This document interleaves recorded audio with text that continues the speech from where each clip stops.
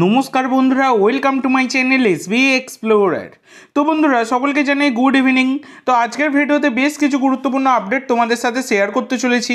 তো যারা যারা চ্যানেলে প্রথমবার এসেছো কিসের ওয়েট করছো, অবশ্যই সকলে একটা করে সাবস্ক্রাইব করে দিও। যারা যারা ভিডিও দেখবে একটা করে সাবস্ক্রাইব করতে কিন্তু কেউ ভুলো না, সাবস্ক্রাইব করা সম্পূর্ণ ফ্রি। তো অবশ্যই সকলে একটা করে সাবস্ক্রাইব কিন্তু করে দিও। তো বন্ধুরা যে আপডেটটা দিয়ে শুরু করব সেটা হচ্ছে, বেশ সমস্যার কথা শোনালেন মোহনবাগানের কোচ অ্যান্টোনিও লোপেজ হাবাস। তো হাবাস বলেছেন যে আমাদের এখন প্রথম 11 নিয়ে ভাবতে হচ্ছে, কারণ এক সপ্তাহে আমাদের 3টে ম্যাচ খেলতে হচ্ছে, আমাদের অনেক সফর করতে হচ্ছে, বারবার যে আবহাওয়া তাপমাত্রারও পরিবর্তন হচ্ছে সেটাও দেখতে হবে। পরের ম্যাচে হয়তো প্রথম 11-য় 4-5টা বদল করতে হবে। তো হাবাস এই যে এক সপ্তাহের মধ্যে 3টে করে ম্যাচ মোটামুটি খেলতে হচ্ছে, এইগুলো নিয়ে তিনি কিন্তু বলতে চেয়েছেন। এছাড়া দলের মধ্যে চোট আঘাত সাসপেনশন সবই কিন্তু টুকটাক লেগেই থাকছে, সব কিছু নিয়েই তিনি কিন্তু বলতে চেয়েছেন। কিন্তু সমস্ত রকম প্রতিবন্ধকতা কাটিয়ে তিনি কিন্তু মোহনবাগানকে জয়ের পথে ফিরিয়েছেন।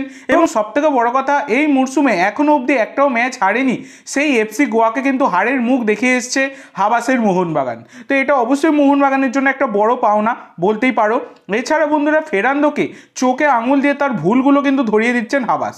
তো বন্ধুরা ফার্স্ট লেগে যখন মোহনবাগান এফসি গোয়ার মুখোমুখি হয়েছিল তখন কিন্তু এফসি গোয়া মোহনবাগানকে 4-1 গোলে হারিয়েছিল, যেখানে মোহনবাগান দাঁড়াতেই পারেনি, একদম হাঁটু কাঁপছিল প্লেয়ারদের, সেটা আমরা সকলেই দেখতে পেয়েছি, দাঁড়িয়ে দাঁড়িয়ে বর্ষণটা স্বীকার করেছিল।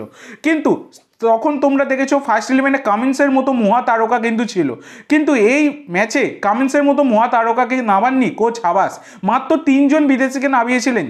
পারলে তিনি 4জনকে ইউজ করতেই পারতেন, কিন্তু না, তিনি মাত্র 3জনকে নামিয়েছিলেন। বড় কথা হচ্ছে ডিফেন্সে এমন একজনকে নামিয়েছিলেন যেটা দেখে অনেকে আমাকে কমেন্ট করেছিল যখন আমি প্লেইং 11-এর যে লিস্ট সেটা আমি পোস্ট করেছিলাম, যে দীপেন্দু বিশ্বাসকে কি নামানোটা সঠিক সিদ্ধান্ত হলো এত বড় ম্যাচে, হাই ভোল্টেজ ম্যাচে। এবং সেটা হাবাসও করে দেখিয়েছেন, এবং হাবাস যা শিক্ষা দিয়েছেন দীপেন্দু সেটা কিন্তু উজাড় করে দিয়েছেন। তো এটাই হচ্ছে ডেডিকেশন লেভেল।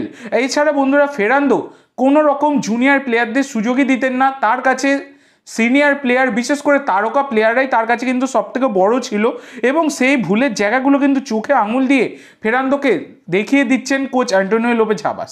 তো এই ব্যাপারে তোমাদের কোনো মন্তব্য থাকলে অবশ্যই সকলে কমেন্ট করে জানাতে পারো। এরপরে তোমাদের যে আপডেটটা দেবো সেটা হচ্ছে ইস্ট বেঙ্গলের আপডেট। তো বন্ধুরা ইস্ট বেঙ্গলের জন্য দুঃসংবাদও আছে আবার সুসংবাদও আছে। আগে দুঃসংবাদটাই দিয়ে দিই, যেটা হচ্ছে ইস্ট বেঙ্গলের ভরসাজনক ডিফেন্ডার পাড্ডো, এই স্প্যানিশ ডিফেন্ডার তিনি কিন্তু ছিটকে গেলেন। হ্যাঁ বন্ধুরা, তার কিন্তু ইনজুরির কারণে তিনি গত ম্যাচেও ছিলেন না মুম্বাই সিটি এফসির বিরুদ্ধে, এবং তিনি কিন্তু পুরোপুরি ছিটকে গেলেন। সেই কারণে কিন্তু ইস্ট বেঙ্গল ম্যানেজমেন্ট তাকে নিয়ে আর রিস্কও নিল না, তাকে কিন্তু পুরোপুরি থ্যাংক ইউ জানিয়ে দেওয়া হলো। তার বদলি হিসাবে একজন বিদেশিকে কিন্তু সই করিয়ে নিয়েছে ইস্ট বেঙ্গল ম্যানেজমেন্ট, এবং কার্যত চুপি চুপি সই করিয়েছে। এটা হচ্ছে সবথেকে বড় কথা। যিনি হচ্ছেন 31 বছর বয়সী সার্বিয়ান সেন্টার ব্যাকের প্লেয়ার আলেকজান্ডার প্যান্টিক। তো আলেকজান্ডার প্যান্টিক ইনি কিন্তু সার্বিয়া জাতীয় দলেরও প্লেয়ার ছিলেন, এবং স্পেন, সাইপ্রাস, পোল্যান্ড, এছাড়া তিনি কিন্তু ইউক্রেনের ক্লাবেও তার খেলবার অভিজ্ঞতা রয়েছে। তো এই প্লেয়ারটিকে কিন্তু নিজেদের দলে সই করিয়ে নিল ইস্ট বেঙ্গল ম্যানেজমেন্ট। তো এই প্লেয়ারটির কিন্তু প্রোফাইল বেশ ভালো, খুব একটা খারাপ প্রোফাইল কিন্তু নয়। মেসি, রোনাল্ডো, সুয়ারেজ, গ্যারেথ বেলের মতো প্লেয়ারদের এগেনস্টেও কিন্তু খেলেছেন এই প্যান্টিক। লা লিগাতে খেলেছেন প্লেয়ারটি। এছাড়া 196টা টোটাল ম্যাচ খেলেছেন ক্লাব ক্যারিয়ারে, যেখানে 1টা গোল এবং 5টা অ্যাসিস্ট তার রয়েছে। মানে ডিফেন্ডার হিসাবে কিন্তু যথেষ্ট ভালো ডিফেন্ডার, সেটা কার্যত তোমরা বলতেই পারো। তো এই প্লেয়ারটির সাথে কিন্তু চুপি চুপি ডিল ডান করে নিল ইস্ট বেঙ্গল ম্যানেজমেন্ট। এটা অবশ্যই কিন্তু ইস্ট বেঙ্গল ম্যানেজমেন্টের জন্য ভালো পদক্ষেপ। যে প্লেয়ার ছিটকে যেতে চলেছে তার বদলি খুব শীঘ্রই তারা সাইন করিয়ে নিল, এটা অবশ্যই তাদের জন্য একটা সুখবর, সেটা তোমরা বলতেই পারো। এবার দেখা যাক তিনি লাল হলুদ জার্সি গায়ে চাপিয়ে মাঠে কেমন পারফরমেন্স দেন।